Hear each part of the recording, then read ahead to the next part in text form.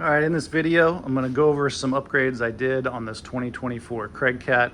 I spoke to somebody who runs quite a few of these at a tour company, and he gave me some tips on what you should do and what they do when they get brand new ones from CraigCat. So one of the first things that they do is they put on a fuel water separator. And as you can see here, I've mounted it right at the transom, and I use stainless steel self-tapping screws to mount it. And then that way you got an extra layer of security, and hopefully you don't have any issues with water in your fuel. There is an onboard water separator you'll see later in the video that's on the actual outboard, but that's one thing they do to decrease downtime.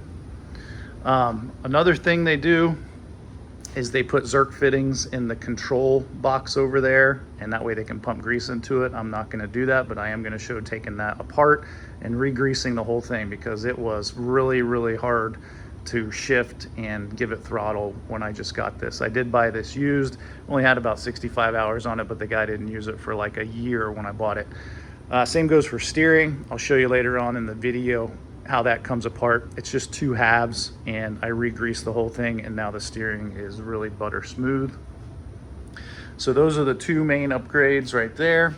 And then a third one is gonna be taking out the bolts and actually putting some type of rubber gasket or rubber material between the plate and the pontoons, and that will help keep the metal plate from digging into the pontoons and also absorb impact when you're hitting waves. So you'll see that later in the video as well. As far as upgrades, that's what he does for running a professional operation. For me, I did the three that he mentioned, and then let's see, what else did I add to this thing? Okay, so I've got a paddle that I added. These cool twist ties, you can get them at Walmart, or I got them on Amazon a pack. Those things are great for mounting stuff. Also did a shallow water anchor right here, and this comes apart. It's 8 foot, so you have two 4-foot sections, and then those will clip together. And then I also have a beach rod holder. What else did I do on here? Oh, prop wise, the 9x9 12 pitch that it came with was kind of beat up, so I did replace it, and I haven't taken it out yet, with a generic one off of Amazon, and it's a 9.9 by 12.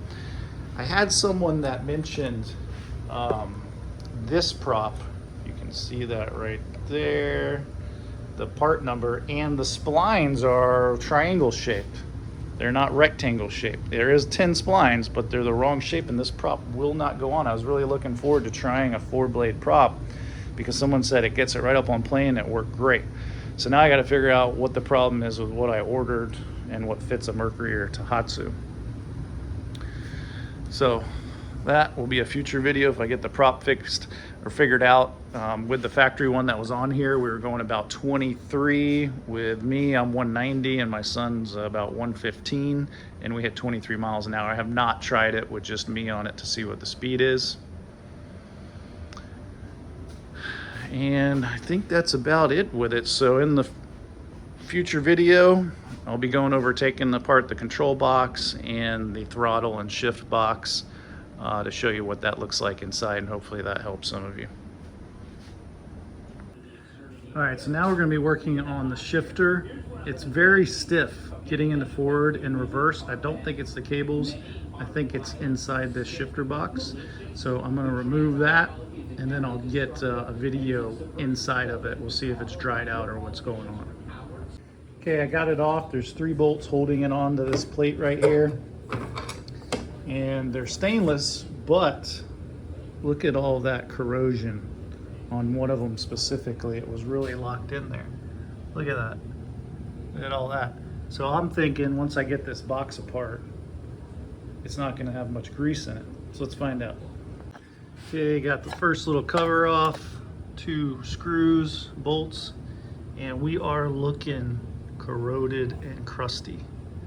Whereas at the other end, under the cowling, the lines look really good. So I think our roughness is definitely in this control box. So So this is gonna need a big clean out and regrease. Okay, main cover's off. I think what I'm gonna do is detach the cables, and then that way I can manually work them back and forth, feel what's going on here. I can also test that when the cables are not hooked up to it, see what happens. All right, here we are.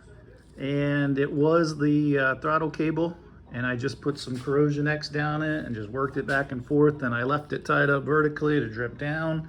And then this is the level of grease, marine grease, you want to have in here. I sprayed all this down with corrosion X. This is how this should be done when they put these together. I don't understand the limited amount of grease in here. This is how it should be. All right, assembling now, we'll see how it goes. Okay, got the shifter, throttle all back in place. Goes in smooth, nice and smooth, locks in. Now our tensioner twists, so we can add some tension if it's too easy. I like it nice and easy. That looks good. Oh, real nice. All right, next thing is steering. So I didn't film it before, but basically there's just 4 bolts you got to take out, and then you've got this piece, and you got your 2 halves. Literally water poured out of this box, and there was rusty water, brown stuff, not any grease in it. I don't know what is going on. They did seal it. They did seal it with some kind of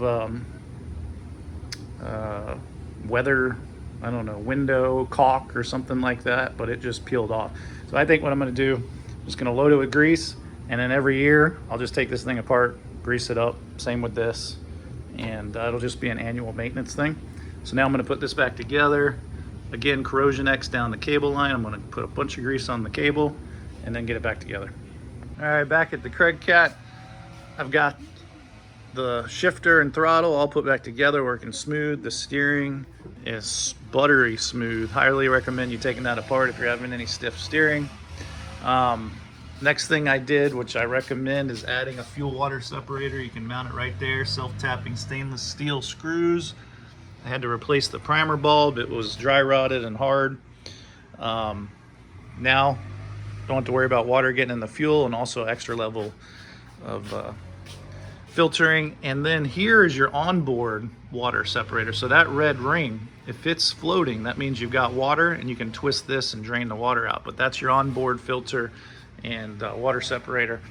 But why not add one? They're cheap, and it should save a lot of headaches. Next thing is on this trailer, putting a new one of these, but where they put this, it hits the bunk sometimes. So I'm gonna move this back. It should be mounted back here.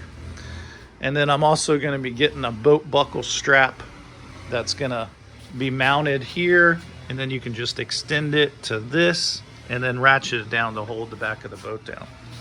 Okay, next project is gonna be putting a rubber spacer, bushing, shock absorber, whatever you wanna call it, below the plate that's on the bottom of these pontoons. I spoke to a guy that there's certain things they do right when they get a new one, so that way they know they won't have any issues. And one of it is adding a fuel water separator. If it's not already on the boat, they go ahead and add that. Another thing they do is on the throttle shifter over here, they add a Zerk fitting, and then they can just pump grease in there the whole year. I'm not going to do that because I'm not running a tour company, and it's going to get very little use, but I think that's a great idea. To show what I'm talking about, under here is you have 3 mounting places on each side. If you look under your bunks, and they have a square rectangle plate that goes here, and then the nut goes on and holds that. So the idea is you want to put some kind of rubber dampener here just to absorb the impact so it doesn't start cutting into the pontoons. Now the tour operator uses some round heavy duty washer from Ace Hardware that they special order for them. What I'm gonna do is use a tire. Got this from Walmart, take it out, and I'm gonna just cut a rectangle that's a little bit larger to fit this, and then that way it'll protect the sides. Also, CraigCat started rounding these corners. They used to be a jagged corner that could cut into the pontoons. So if you have the sharp corners, take these off, round them out, and add some kind of rubber bushing if you can. All right, here's what it looks like, give you an idea. Just cut out a rectangle, and now you've got it padded and cushioned with some really dense rubber all the way around it. And there's the other one. And I did all 6. Let's see, another thing that I did was, a big thing about these is the prop hitting the corners of the pontoons. And these pontoons, I guess, are $3,600 for a pair of them now. It's ridiculous. So put aluminum angle iron with $5,200, because this prop is a heck of a lot cheaper than replacing a pontoon. So if any accident happens, it should hit the corner of this before it hits up here, or at least hear it and stop doing what you're doing. So hopefully that saves some and doesn't create too much drag.